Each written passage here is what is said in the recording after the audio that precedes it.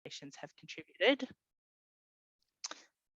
In this case, Transparency International Australia has been calling for this step for almost 20 years now.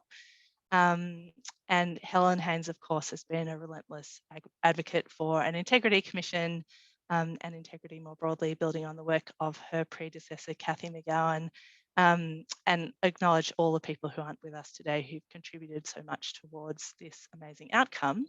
So the National Anti-Corruption Commission has been a long time coming, but we have lots of questions about how it's going to work and whether it has the powers and the independence that it needs to be effective. And that's what we're going to dive into with our panel tonight. I want to thank you all so much for the questions that you sent in ahead of time. They were so excellent, so many wonderful questions. We'll get through as many of them as we can, but I don't think we're going to be able to cover them all. We'll cover what we can in the time we have available. We're also going to turn off the chat while our panel are talking so that we can focus on the speakers, and then we'll pop it on again later. So I'm now going to introduce the panel. We have incredible integrity policy experts and campaigners with us tonight. Helen Haines is the independent federal member for INDI, who introduced the Australian Federal Integrity Commission Bill in 2021, which has been described as the gold standard. And Helen's championed greater transparency over political donations for a long time now. In September 2022, she was awarded the prestigious Alan Misson Award by the Accountability Roundtable, which was very well deserved. AJ Brown is a board member of Transparency International Australia and a board member of Transparency International. He also leads the Centre for Governance and Public Policy's Public Integrity and Anti-Corruption Research Program at Griffith University, and is basically a walking encyclopedia on this topic.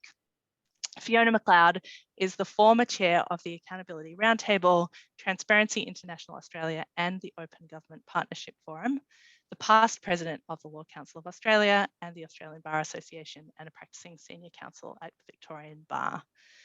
So that's our panel.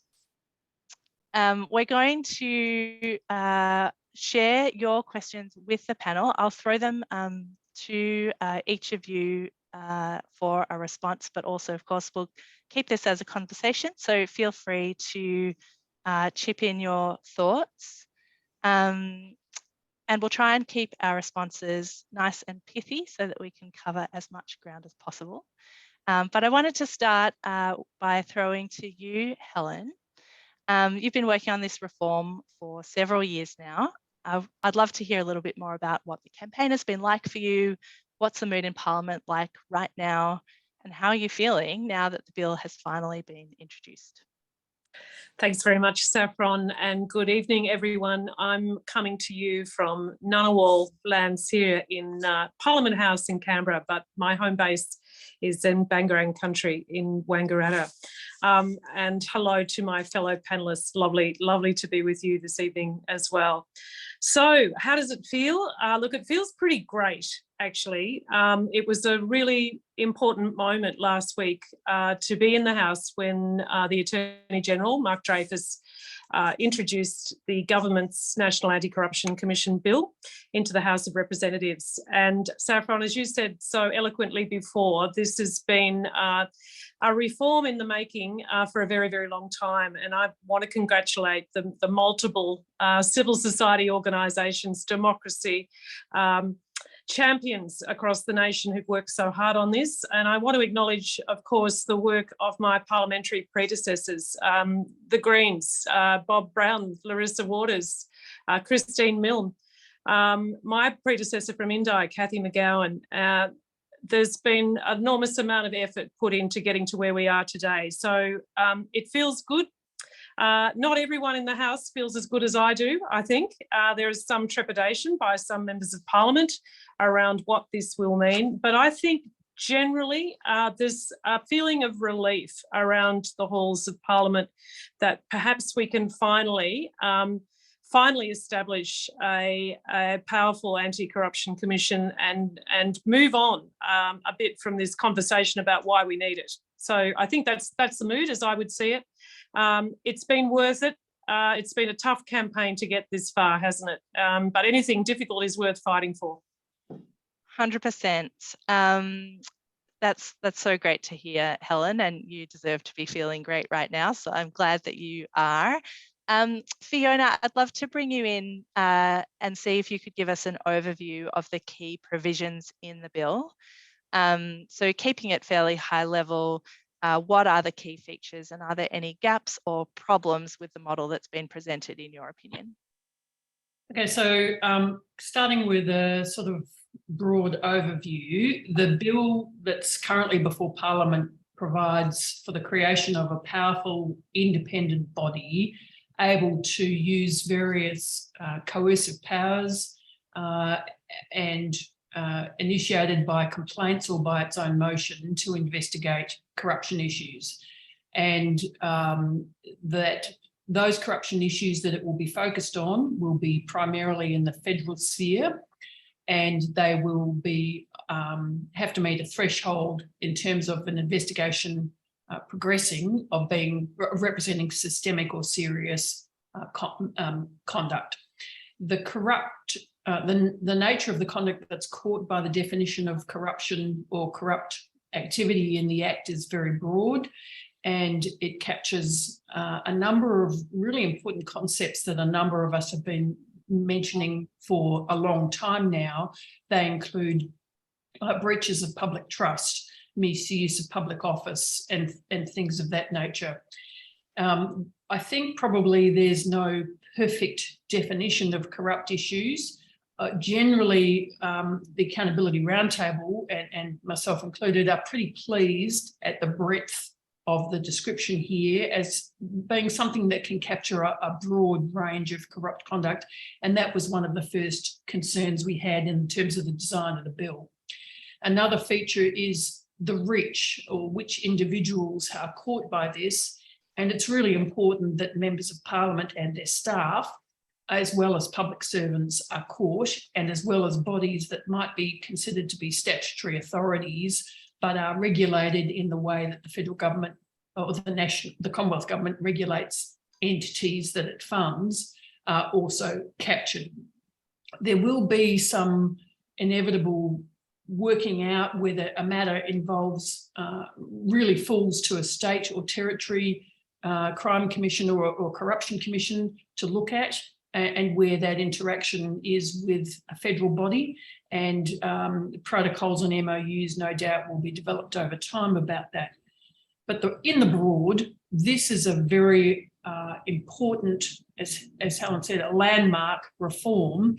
And to be fully effective, it needs to be complemented by a number of other explicit reforms, or a framework of reforms, one of which I know AJ, or I hope AJ will talk about, being protection of whistleblowers.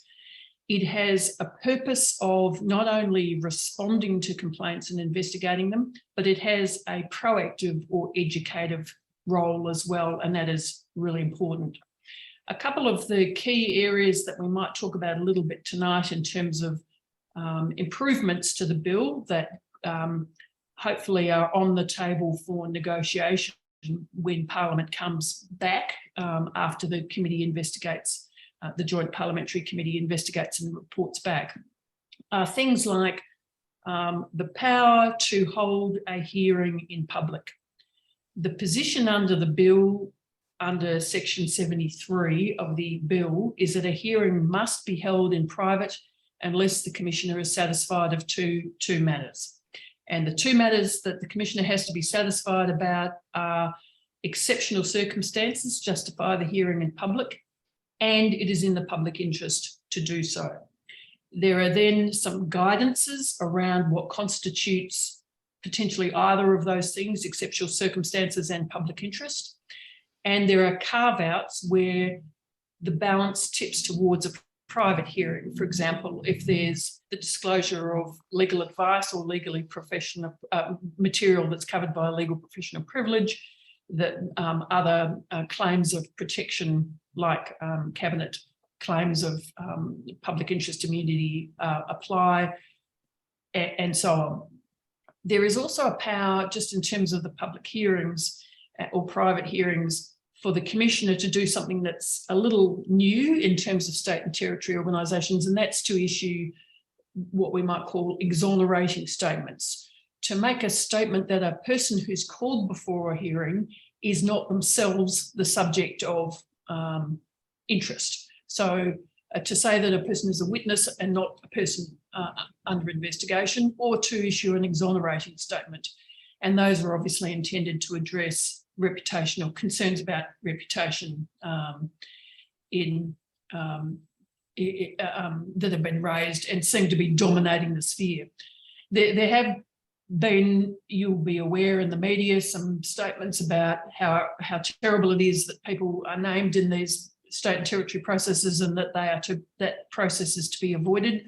A number of us who are transparency and integrity advocates have concerns around that, and the default setting for a private hearing. And you know, there's a lot of reassuring statements that corruption will be investigated despite that not occurring in the public. So, you know, that's an issue that definitely should be talked about. Judicial officers and their staff are expressly excluded. That is appropriate, because at some early point we'll need to have a standalone judicial commission. There's a question about who might be captured by that and might not. For example, military tribunals, the High Court has ruled they are not courts or judicial officers. So are they subject to the ordinary processes, corruption processes and so on? That's just an example of who might be exempt from the operation of the Act. And broadly, there's questions and concerns around recurrent funding, the current budget, whether that's sufficient for a commission of this importance to be operating on a forward basis across the next 4 years that the budget will apply to operations. We think it's probably not enough, and there might be some room to negotiate further contribution of funds. Fiona, can I just jump in on you there? That was a very comprehensive start. I want to pick up on quite a few of the things that you've raised in a bit more detail.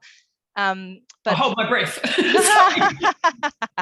But firstly, AJ, I'd love to bring you in on the question that Fiona raised around whistleblower protections. I know this is something you've worked on for a long time. Can you tell us a bit more about how whistleblowers will be protected if they report to the Commission as it's proposed? Yeah, sure. Thanks, Saffron. And it is a really good time, I think, to reflect on how strong this model is compared to what could have happened under the previous government on this and many of the other issues that Fiona's already introduced in terms of the scope and powers, etc., that we'll talk about. But this is another issue. I think it's really important to recognise that the model that the previous government put forward would not have enabled whistleblowers, or indeed any member of the public, to be able to go directly to the Commission with their concerns about corruption. They would have had to have gone via some other agency first and got a referral from another agency, from the AFP or the Ombudsman or somebody. And I mean, quite frankly, as we all fed back to the government more than once, it was just not a workable model by any standard for expecting corruption to be able to address, when we do know that it is both members of the public, affected business people, and particularly whistleblowers from within the public sector, or from within business for that matter, are sort of the key to the key source of information that will trigger anti-corruption scrutiny and make it effective. So it is important that this, under this commission, there is no limit on who can go to the commission with information, and there are strong basic protections, the same that you would expect in any other, and that every other anti-corruption body has, in terms of basic anti-reprisal provisions for people who take information to the Commission and assist the Commission. But beyond that, really the model doesn't go any further than that. So it is sort of strong but basic, if you like, in that regard. And it's important to recognise that, just as Fiona said, there are other parts of the system where we need to be very clear that this agency won't fix everything and won't do everything, like covering the judiciary, for example. And another, I mean, the single biggest area that we know from over 5 years of experience and analysis that is a huge gap is actually the fact that the whistleblower protections in this bill and the general whistleblower protection for federal public servants and for private sector employees, for that matter, are too weak and don't have any effective enforcement machinery. And that's why it was very significant that Helen Haines's Australian Federal Integrity Commission bill, as well as its predecessor bill that Cathy McGowan introduced and the bill that the Greens succeeded in getting past the Senate, all addressed that major gap by also using the Commission as to house a whistleblower protection commissioner or authority for the Commonwealth. That's not in this bill. That doesn't mean that it can't be created, but it really reinforces that it does need to be created. And it's a reminder, I think, that until we can this is off to a very good start in terms of a strong National Anti-Corruption Commission, but a strong National Anti-Corruption Commission, won't be able to be fully effective unless those whistleblower protections are both high quality and actually enforced by somebody. And it won't be this commission that enforces them. And there are other areas that will still, be really important to focus on. But it's great to see, what is the single biggest reform to public integrity at a federal level for 40 or 50 years. It's great to have finally reached this stage. Yeah, and unfortunately, it is pretty rare to get a major reform like this that drops completely perfect. So I suppose it's not surprising that there might be a few issues where there are still conversations to be had.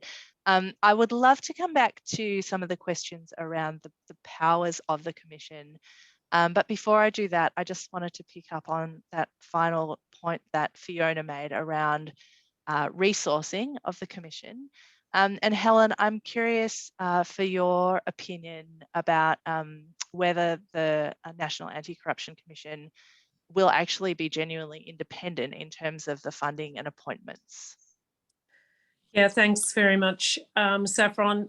Look, on first blush, the budgeted sum of money that's been put aside for this National Anti-Corruption Commission looks pretty good. As a stand-up budget in the first instance. Difficult to truly assess that without the Commission actually being in place, but based on the work that I did with my own bill, the sum of money that the government have put forward looks quite reasonable. It's substantial. So at first look, that seems pretty good. The key thing is, of course, is that the budgets going forward for this Anti-Corruption Commission are sufficient for it to do the job it's needing to do. So therein lies one of the issues that we will seek to improve, I think, and that's around budgetary oversight. So I would certainly like to see this legislation take into account that we want to future-proof this Anti-Corruption Commission.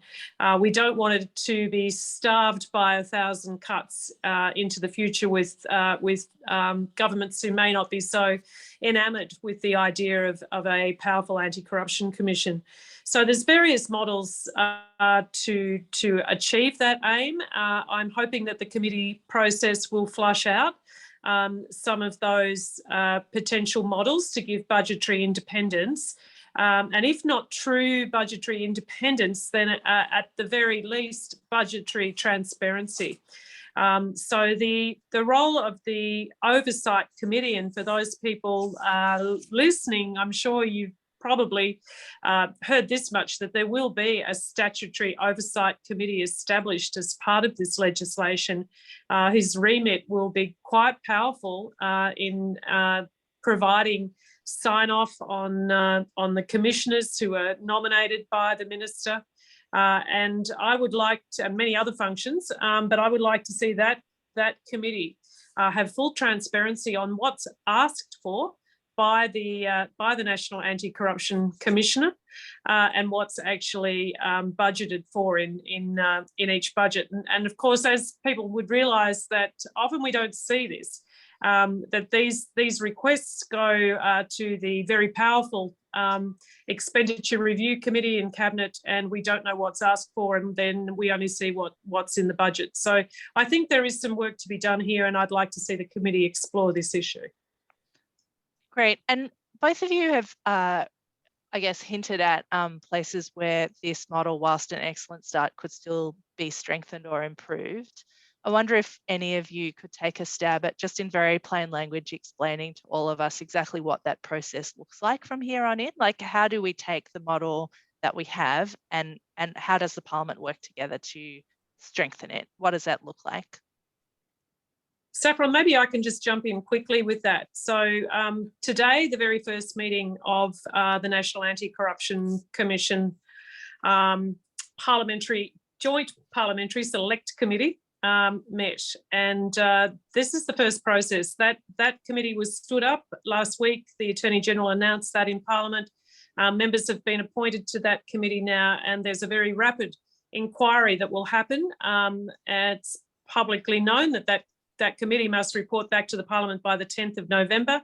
And it's through that committee process, which is a very standard process with legislation of this consequence, we'll investigate the issues that could be brought up by the public, by expert witnesses, through written submissions and in-person witnesses around where there's areas of tension in this legislation where it could be improved. So that's the first step. Once that's committed, once that committee has done those deliberations, there will be a report with recommendations going back to the Parliament from that process. And from there, keep going. The government then decides whether they'll take up those recommendations, amend the bill. It will come into the House of Representatives then for debate. There'll be opportunities for members of Parliament to amend further. Those things will be voted on, and of course then it makes its way over to the Senate. Fiona, were you about to jump in on that? Yes, I was just going to add that final bit that Helen just finished off there. So for the non-lawyers in the room, for a bill to be passed and become a law of the country, it has to pass both houses of Parliament usually. And so this is one piece of legislation that has to. The Parliamentary Joint Committee is a joint committee that is contemplated by the Act itself as having oversight over the operations of this body.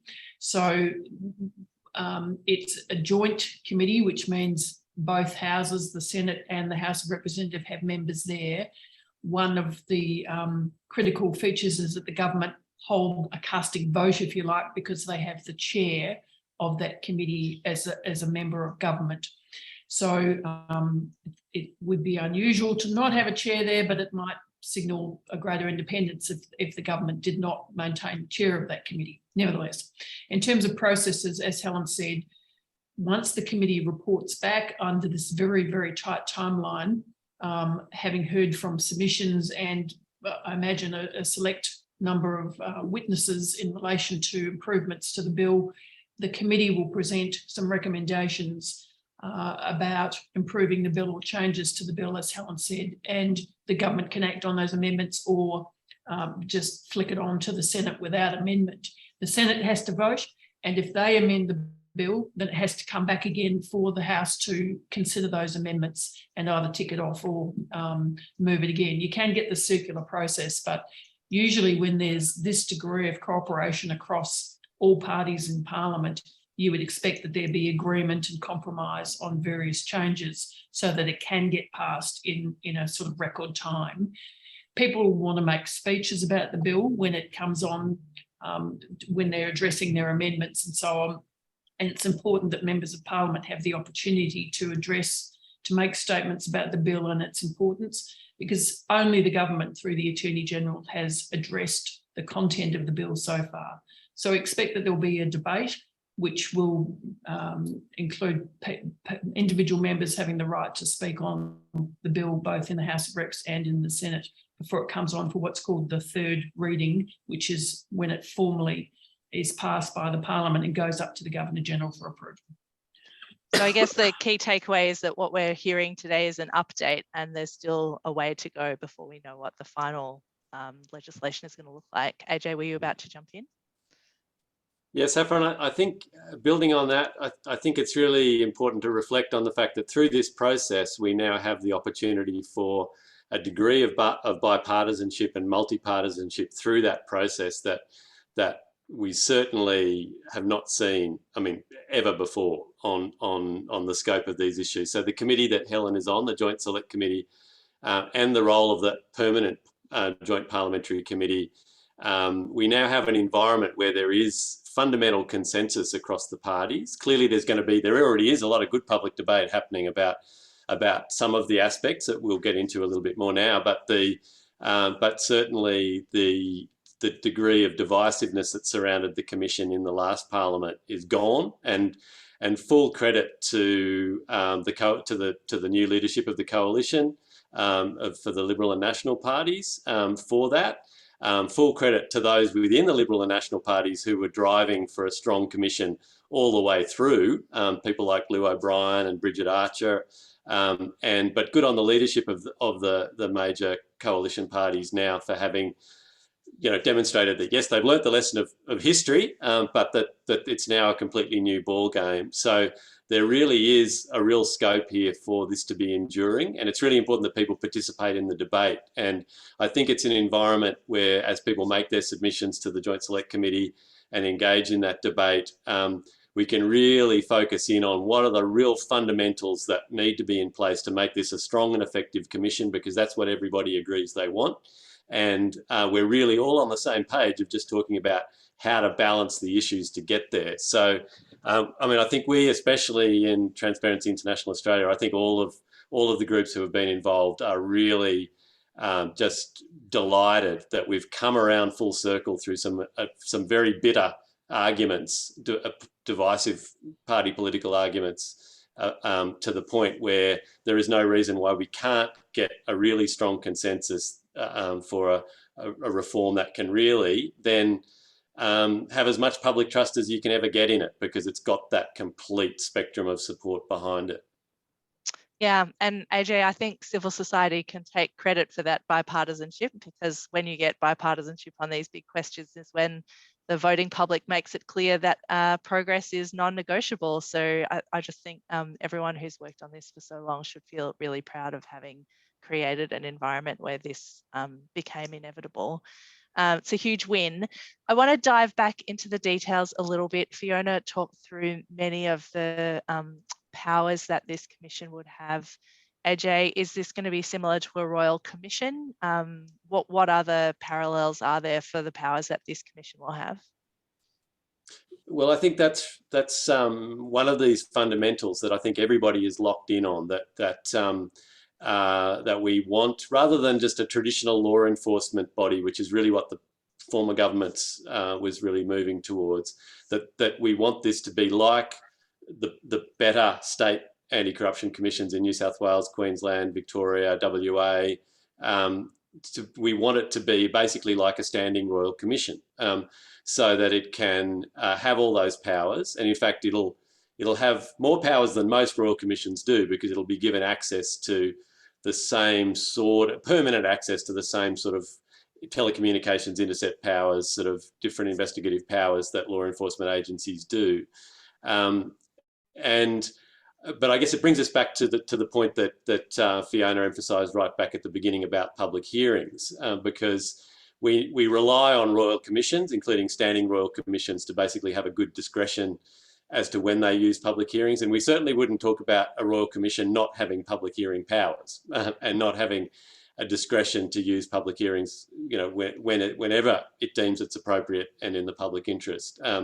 So the insertion of this requirement for only having exceptional public hearings in exceptional circumstances, it grates up against that fundamental principle of what we would expect in relation to a royal commission, for example, because it's not just exceptional. It might be the exception rather than the rule for a standing anti-corruption body. In fact, in terms of the proportion of its work, to most of its compulsory hearings will be in private, and then there'll be a lot of other investigative work that is in private that doesn't use the compulsory hearings. And then there'll be public hearings which cover a wide range of things, potentially gathering evidence and including using compulsory powers, forcing people to answer questions, and calling other evidence into the context and how how the scandal came about, how it can be prevented in the future, all sorts of policy issues and systemic reforms. So I guess the key thing is given that there's an enormous amount of concern, particularly from parliamentarians, but also on behalf of other people who might be called in to give evidence in public hearings, that their reputations do need to be protected, that there obviously is a lot of concern, and that's what this proviso that's been inserted about only in exceptional circumstances, that's what that's intended to address. But the problem is that it's not the right way to address the issue. It doesn't add anything. It only adds confusion and uncertainty and potential danger. And Fiona can probably flesh that out a little bit more in terms of the legal risk. So I think the key thing is that part of this debate needs to be about, okay, how do we, can there be things done in this bill to strengthen up the safeguards to make sure that public hearings are only used when it's really necessary or preferable and appropriate? And the answer is yes. We can map out a number of things that could be done to continue to strengthen up the confidence that public hearings are being used only when it's necessary or preferable and appropriate. There's a number of ways to do that, but I think the exceptional circumstances test in and of itself doesn't actually help solve that issue. So that's what a lot of the debate is going to revolve around. And I think, Fiona, I mean, you're a litigation expert. You can flesh out the the risks of having something as uncertain as exceptional circumstances in the legislation as a test. Assuming that's an invitation to jump in with some legal advice. The term exceptional circumstances, on one view, is redundant because the head provision says the hearing shall be in private unless the Commissioner forms a view they shall be in public. In other words, it's saying the same thing. Assuming it means something else, because lawyers are paid to think up these arguments, and we always think words are added in because they must mean something beyond what's already been said. The courts will have to decide what constitutes exceptional circumstances. And you can see that a well-heeled person under investigation who's spending the sort of money that would attract the attention of this commission is likely to take issue with a commissioner who says there should be a hearing in public. And what is probably going to happen once a commissioner forms the view there should be a public hearing is that there's a challenge to that. Goes off to court, the court has to think about, is this exceptional circumstances or not? What do I need to know whether this is exceptional? And at that point, a commissioner has to decide, do I press the point and ask that the court consider material that I'm not going to tell the person who's under investigation? Or do I hand over all of that material, which might include surveillance material, the fact of surveillance, it might include phone taps, it might include all sorts of material like that. Do I hand it over to the person who's under investigation? And if I'm ordered to do that by the court, of course I will. Or do I make a choice between handing material over or having the hearing in private, which is a difficult position to put a commissioner in, as you can understand. There's a consequence as well when you hand over surveillance material and the fact of surveillance, that then the person is not only alerted to surveillance they might not have known about, causing them to stop revealing things to their associates, but it has a flow-on effect to law enforcement who might concurrently be looking at activities from a criminal perspective. So there are some problematic issues there that are likely to create problems rather than solve them. And the attorney initially said this exceptional circumstances helps navigate that. My fear is that, in fact, it will create a problem there when these things are inevitably challenged. There's no question that this question of what constitutes exceptional circumstances will be bogged down in a trial or a sort of a hearing process that will then be appealed and will then go on to the High Court. And eventually we'll get some jurisprudence about what it means in the context of a particular case. And I would be inclined to think judges would rely on the judgment of the Commissioner as to what constitutes exceptional circumstances, but it's just a grey zone at the moment, and we don't have much guidance beyond, I think, a single case in Victoria concerning the Ballarat police statement and arrest and treatment of a person in custody. So in the criminal context, we've got an answer, but not more broadly in the civil context. So this is a problem. Lawyers, it's a lawyer's picnic waiting to happen. It would be easier if it came out. But from a drafting perspective, if you want to keep it and give the Commissioner a little bit of wriggle room, you could add in some more guidance to the provision that says in deciding to hold a public hearing or a private hearing, the Commissioner should think about these things. You can bolster it that way. So, Helen, I noticed that you've been out in the media on this question of exceptional circumstances too. Do you have anything to add in relation to any of that? Yeah, thanks, Saffron, and thank you, Fiona, for that really excellent explanation of why this is causing us some concern, and certainly caused me some concern.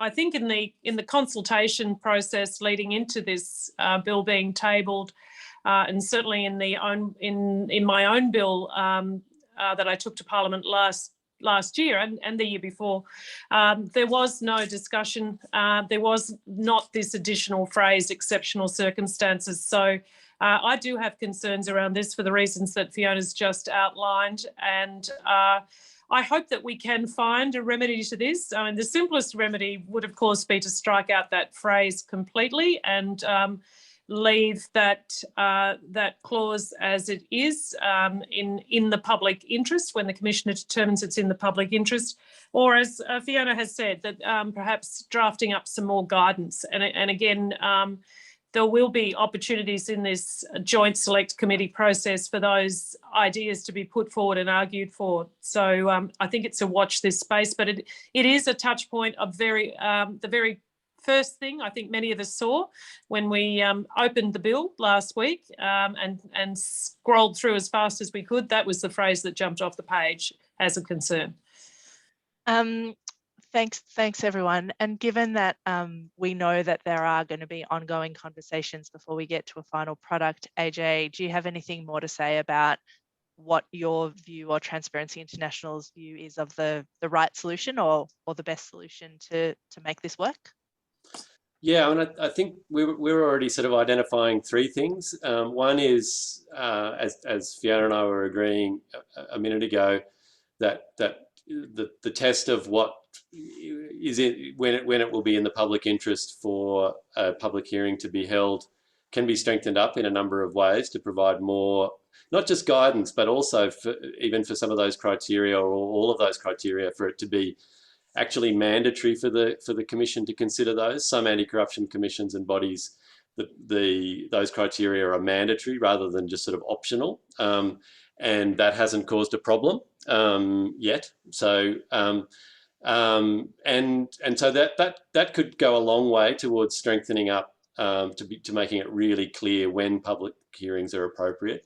The other is that there's an inspector of the National Anti-Corruption Commission, an independent inspector who's also appointed by the parliamentary, on the recommendation of the parliamentary committee, who can consider complaints and also look at the adequacy of the policies of the Commission in terms of when and how they're applying the public hearing power, and make sure that the safeguards are in place in their processes to prevent complaints about abuse of this power from arising. And that, I mean, that's already there, but that could also be beefed up. And I mean, ideally you could get rid of the exceptional circumstances threshold, but the other thing that could be done is that could actually be defined to make it clear that it means what the Attorney General, Mark Dreyfus, is saying it should mean, and most people are interpreting it to mean that public hearings will be the exception rather than the rule, as a matter of fact. I mean, that's an accurate prediction. If that was clear, that this is really basically about just simply saying that, for example, on balance, the preponderance of circumstances make it appropriate and either necessary or preferable that the hearing be public rather than private. That's what exceptional circumstances mean. Then then everybody would be clear about how this would work. So there are things that can be done. There's one idea has been floated, I've noticed, that maybe the Commission should actually have to seek a judicial warrant, like a search warrant, before it can hold a public hearing. I think the problem with that is you would never put that in place for, say, a Royal Commission. And you don't, it is not in place for other existing anti-corruption bodies or crime bodies for that matter that have compulsory hearing powers. So I would look more to the role of the inspector as being able to provide an independent check on the adequacy of the policies and procedures to make sure that they are best practice and that robustness is built into the operation of the Commission and can be independently checked that it's there. So I think there are good options, and there now can be a healthy debate about all of those options. Wonderful. So I would love to spend our remaining time looking at next steps. So we have a piece of legislation, but we know that's not the same as having an actual National Anti-Corruption Commission up and running and doing its work. Helen, can you tell us a little bit about what happens in between those 2 points? Gosh, okay. Well, I think when I think about this, we've just stepped out what has to happen to make this law. So I think everyone knows that, and there has been a timeline that the government have imposed upon themselves in that they would like this to be law by the end of the year, and the actual commission stood up sometime around the middle of next year. So my expectation is those timelines will be pretty well met, I think. So there's that, but that's not the end of the story, of course, because corruption is a spectrum of things, and I think what all of us want is a pro-integrity framework for our public governance. And there's issues such as political donations reform. There's issues such as truth in political advertising. There's some key things that we need to do more broadly, I think, as we push ourselves to be the best possible Commonwealth jurisdiction that we can be, and I'm certainly keen to continue to champion those issues. Now, the government have indicated that they will be investigating political donations reform. I'm gratified to hear that. Certainly in my own backyard, I try to do as close to real-time donations transparency, and I have a disclosure threshold of above $1,000. It's pretty easy to do. An independent such as me can do it. So I'd like to see the Parliament move on something like political donations reform. Having said that, I think it's worth noting actually that there's been a bit of discussion out on the airwaves around whether political donations could be captured in an anti-corruption commission such as this. And it's important to say that it remains legal to make a donation to a political party or a political candidate. And so long as the rules of the AAC are followed, that political donations, legal ones, should never come under the remit of this commission, not certainly as it stands right now. Thanks, Helen. And I'm keen to hear AJ and Fiona, once this legislation passes and we have a brand new NACC, will Accountability Roundtable and Transparency International be shutting up shop? Is the job done, or is there anything else to do? Well, no is the short answer. And there's a whole project, as I said, around the framework, not just pieces of legislation, but actually the take-up of integrity at multi-layers of government and multiple departments of government and organs of government at national, state and local level. And we're looking at the inclination to seek influence through the contribution of money by those who are seeking to assert power in their own favour. That could be for a commercial advantage or a political advantage. We're looking at the appointments to decision-making bodies, delegates, for example, members of the AAT, potentially also judicial officers. We're looking at how money corrupts generally. We're looking at the worthy goals of the Open Government Project and having those reinstated. And they include everything from data use and management versus mismanagement, the sharing of data so that civil society can benefit from those pools of information that government collects about us, potential use of that data or misuse of that data, and how it's retained, as we saw shockingly with the Optus hack. Optus had kept records on people a long time beyond the need to actually retain those records, and creating a pool of data available for those with nefarious purposes just to hop in and take your identity. So there's a broad range of stuff. The whistleblower project that AJ has mentioned is a really important thing, and it's a big project.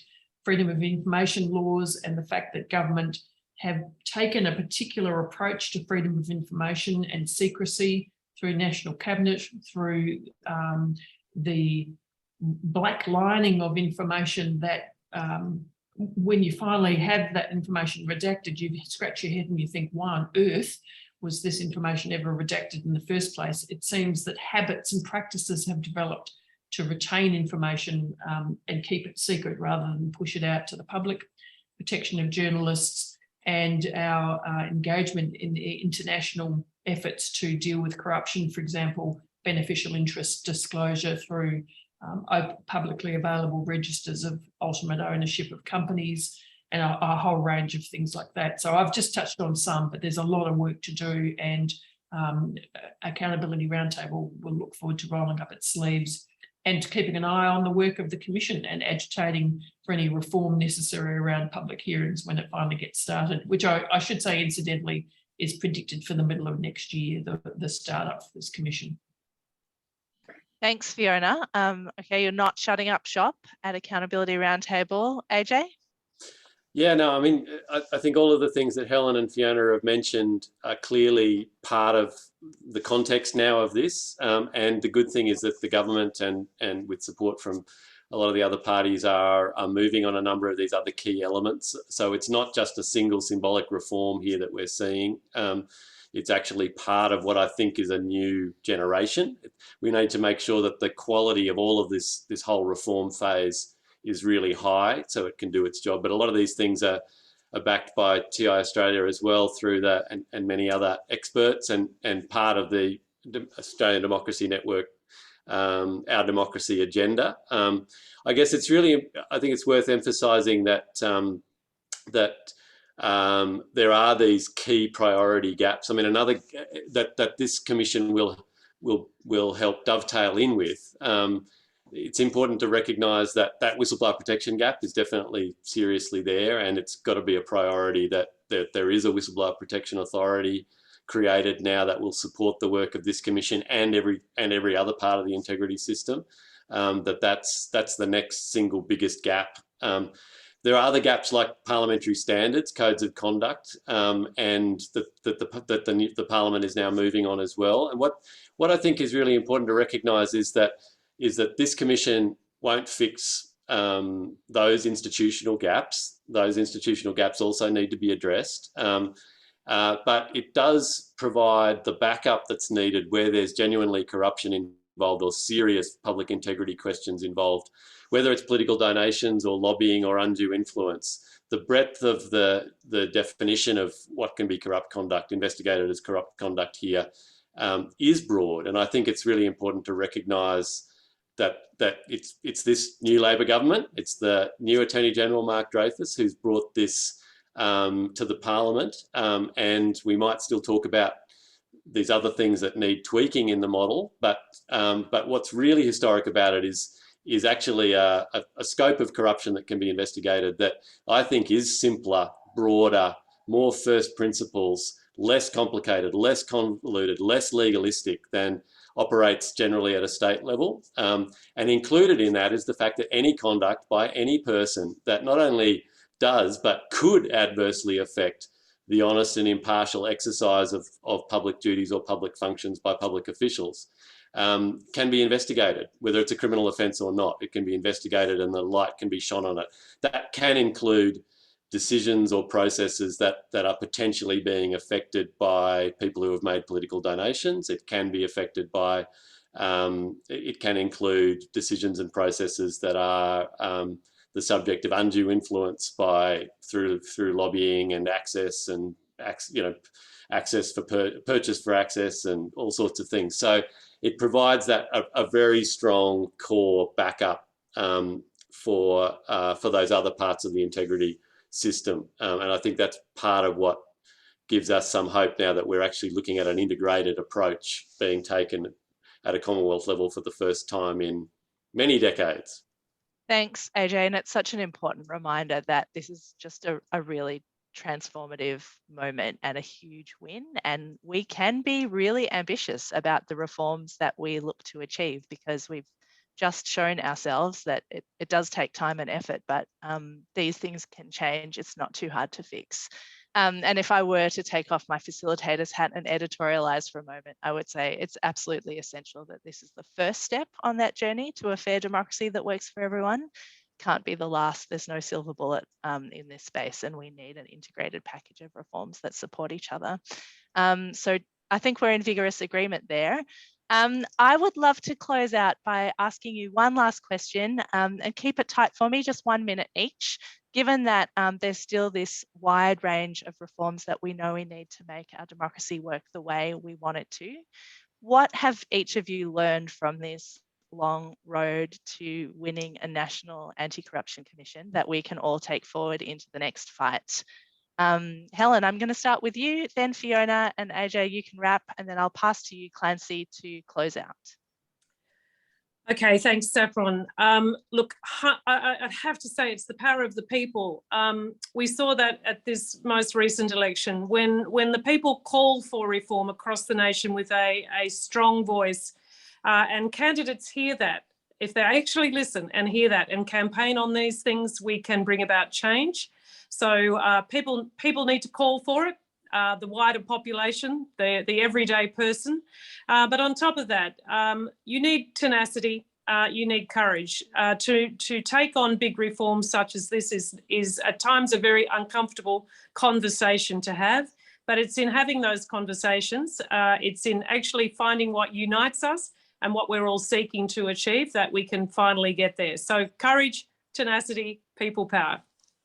And Helen, thank you for just embodying that way of working. It's just been so wonderful to watch your advocacy for this integrity reform. I think a lot of people on the call have found your work, and Kathy's before you, so inspiring. Fiona, what's your lesson for us? Well, Helen stole my lesson. It was about those numerous small conversations with people in power. But I want to perhaps cast that slightly differently.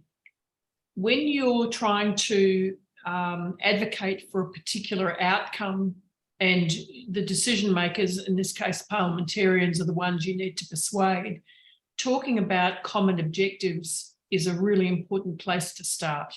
So the conversation of the integrity advocates over the last decade or more for TIA, but for many of us, has been to focus on trust in government and the relationship between the citizen and government. And finally, public servants started hearing that as an issue that they were concerned about, and they started to repeat those conversations internally, which of course then makes its way into advice to ministers. So talking to members of opposition in the last government, that was Labor, of course, and having them take up these principles, but maintaining the conversation with government as well and their staff, so that staff were well informed about the issue. And as it emerged, there were numerous attempts to shut down those individual voices. Oh, nobody cares about integrity. That's not an election issue.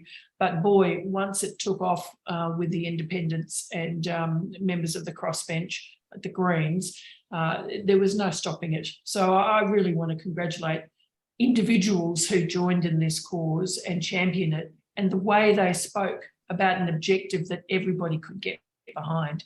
And I see an example here for the work that's been done on the voice, the creation of the voice, and other major reforms we need to have in this country, that if we are not partisan about it, we are objective driven, and we speak with a vision that others can share, and we'll get there in the end. Thank you, Fiona, and thanks so much for sharing your immense legal expertise with us this evening as well. AJ, final lesson for us as we move forward and fix our democracy and make it fair for everyone? Yeah, I mean, I think just building on those two comments, I think for us, for me, but also for us at Transparency International Australia, I think the lesson is never give up on the potential for bipartisanship and multi-partisanship. And I mean, Helen spent a lot of time working with people right across the political spectrum, from the coalition right across. One Nation supports this. You know, and we've been having those discussions right across the political spectrum. We wouldn't have got where we've got to without the support right from, you know, right across that whole spectrum so far. And this can be a reform that is supported right across that whole spectrum at the end of the day. So in the deepest, darkest, politically divisive moments, we always make sure we never give up on the fact that it does take, we need the commitment of everybody right across the political spectrum. And so that's why I think it's particularly gratifying that we've got to a point where that's basically going to be there. Amazing. And AJ, you certainly personally never give up. I know that for a fact. So audience, give our wonderful panel a virtual round of applause. And Clancy, I'm going to pass over to you. Thank you, Saffron. Hi, everyone. My name's Clancy. I'm the CEO of Transparency International. And I'd also like to thank our fantastic panelists, AJ Brown, Helen Haines, Fiona McLeod, and also Saffron, Zomer, for your great facilitation skills. Today, we've heard some really strong insights and analysis from these experts about what's good about this fantastic reform, what's missing, and what's next in terms of making it the strongest anti-corruption commission we can get, but also what we need for the next 2 or 3 years to have really strong integrity reforms within Australia. Secondly, I'd also like to echo Helen's comments about the role of people power and really acknowledge the role that you've all played in winning this historic reform.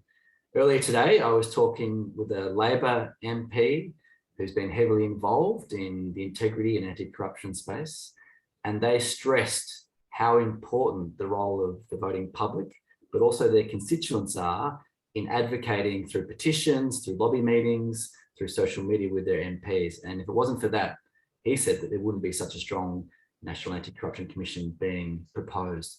So I really want to stress the role that you've all played in this historic landmark reform, and thank you for that, because it wouldn't be as strong without your work and members of the public as well. And on that note, I'd also encourage you to take further action. You can donate to any of the organisations that are presented here today. You can also share the links that I put in the chat.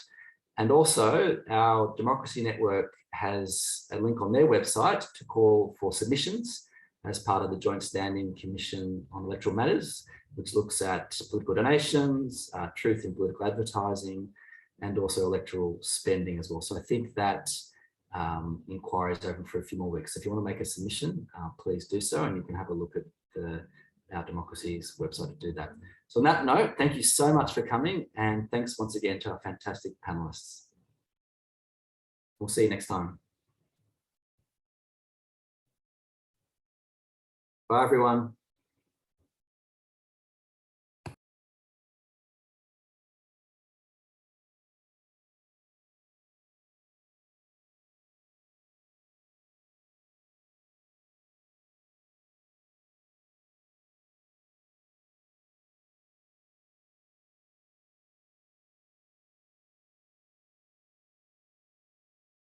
Do we want to end the meeting and then jump back into the same room?